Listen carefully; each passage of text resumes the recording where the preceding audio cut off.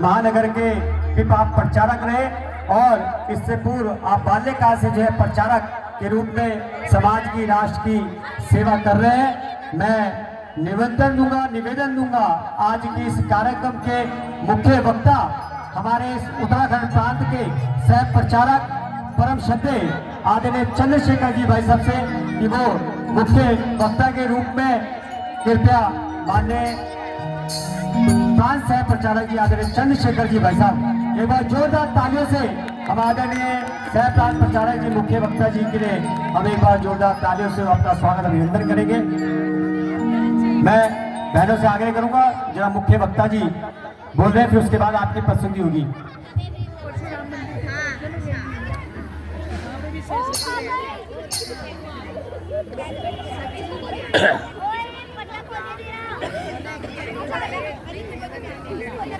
भाई ये माइक बहुत सुंदर। भारत माता की जय। आज हम सब लोग हिंदू समाज की संगठित शक्ति और जो भी महाराज जी ने कहा कि संगठित हिंदू और उस संगठित हिंदू से ही बनेगा समर्थ है और उसी से होगी हिंदू समाज की सुरक्षा। तो इसलिए अगर संगठित हिंदू हैं तो एक बार दिखाना भी है जरा जोर से। तो भारत माँ की जयकार बोलनी है तो सभी लोग एक बार जोरदार तरीके से हाथ ऊपर करके बोलेंगे भारत माता की, भारत माता की, टपकेश्वर महादेव की, डाट काली मैया की। बहुत सुंदर। इस विराट हिंदू सम्मेलन में उपस्थित समाज के बहुत सारे गणमान्य लोग, वंदनीय मातृशक्ति, युवा, बुजुर्ग और छोटे भैया बहनों, वास्तव में ये वर्ष बहुत महत्वपूर्ण वर्ष है। आप देखिए, जिन्होंने जनजातीय क्षेत्र में वनवासियों के बीच में जाकर के उनको आजादी के लिए और राष्ट्र प्रेम की भक्ति की एक प्रकार से उनके अंदर अलख जगाने के लिए अपना संपूर्ण जीवन लगा दिया, ऐसे बिरसा मुंडा जी की जन्म के 150वां वर्ष इस वर्ष पूरा हो रहा है। और जिसके बल पर आज हम यहाँ हिंदू सम्मेलन कर पा रहे हैं। हिंदू सम्मेलन में हम सब लोग इकट्ठे यहाँ पर बड़े हर्षोल्लास के साथ, आनंद के साथ यहाँ पर बैठे हैं। तो उन महान क्रांतिकारियों के ने जिन्होंने उस वंदे मातरम गीत को गा करके हंसते हंसते फांसी पर झूल गए, तो ऐसे उस महान वंदे मातरम गीत के भी 150 वर्ष इस वर्ष पूर्ण हो रहे हैं।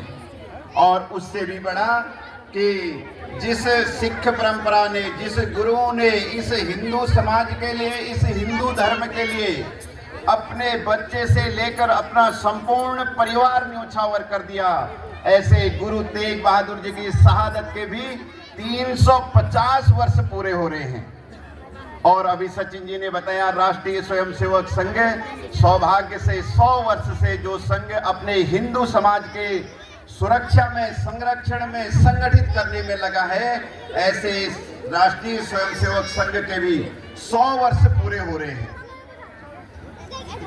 तो 2-3 प्रकार की बातें, क्योंकि इतना सुंदर कार्यक्रम, इतना सुंदर आयोजन, इतने भक्तिमय वातावरण, ऐसे में भाषण लंबा मुझे लगता नहीं आप लोग सुनना पसंद करेंगे, लेकिन 2-3 बातें मैं आपसे कहना चाहता हूं।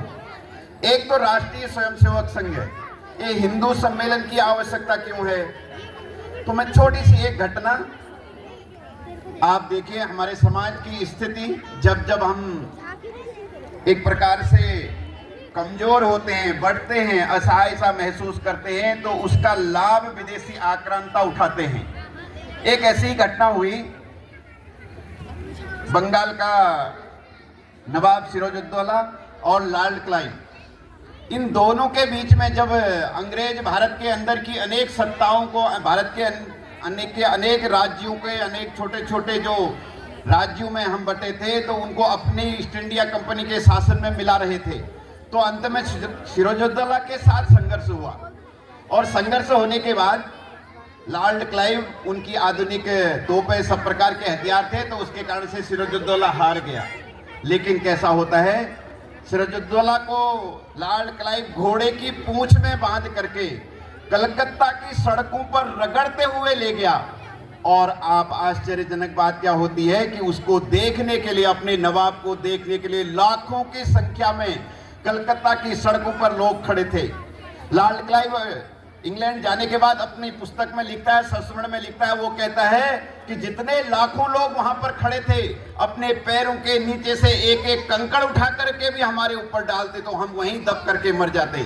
लेकिन वहां पर खड़ा प्रत्येक व्यक्ति अपने आप को अकेला, मैं क्या कर सकता हूं, ये मेरे से थोड़ी होगा, जो इस प्रकार का भाव था, उसके कारण से इस प्रकार के जो आताताई थे वो इस देश के अंदर आए। और जो अभी बताया उन्होंने कि हम गुलाम तो नहीं रहे, ये तो पक्का था, हम एक दिन, एक क्षण, एक भी मिनट गुलाम नहीं रहे, लेकिन हम संघर्ष करते रहे। जिस हिंदू समाज की ताकत इस भारत को वैभवशाली बनाने में लगनी चाहिए थी, वो संघर्ष में रह गया। इसलिए इस देश के अंदर एक जाता था तो दूसरे दरवाजे पर खड़ा रहता था अंदर आने के लिए। तो हम संघर्ष करते रहे। और इसलिए अपने महापुरुषों ने कहा कि महात्मा गांधी जी भी कहते थे, डॉक्टर हेडगेवार जी को भी लगा कि अगर ये आज़ादी मिल भी गई तो इस आज़ादी को हम कितने समय टिका पाएंगे, क्योंकि पहले भी तो हमने मुगलों से, शक, हूणों से हमने संघर्ष किया, उनको इस देश से बाहर भगाया, लेकिन दूसरा इस देश के अंदर आ गया, हम उससे संघर्ष करने में लगे रहे। अंग्रेज चले जाएंगे, लेकिन क्या गारंटी है कि दोबारा इस देश को कोई और गुलाम न बना पाए। और इसलिए महात्मा गांधी जी कहते हैं कि इस देश के अंदर रहने वाले उस संपूर्ण समाज को अपने स्वार्थों से ऊपर उठ करके राष्ट्रभक्ति का भाव अपने मन के अंदर लाना पड़ेगा। और वही एपीजे अब्दुल कलाम कहते हैं, एपीजे अब्दुल कलाम भी कहते हैं कि हमने शक्ति की उपासना छोड़ दी। शक्ति कहाँ है? शक्ति सेना में है क्या? शक्ति प्रशासन में है क्या? नहीं, शक्ति सामान्य समाज के अंदर है।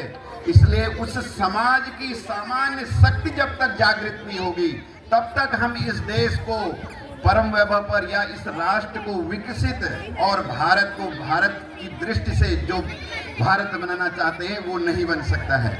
और इसलिए डॉक्टर हेडगेवार जी को भी लगा कि भाई हिंदू समाज को संगठित करना है, तो 1925 में संघ की स्थापना, और 1925 से लेकर के 2025 100 वर्ष से आप कल्पना करिए कि एक विचार और इस राष्ट्र को संगठित करना है, अपने हिंदू समाज को सुरक्षित करना है।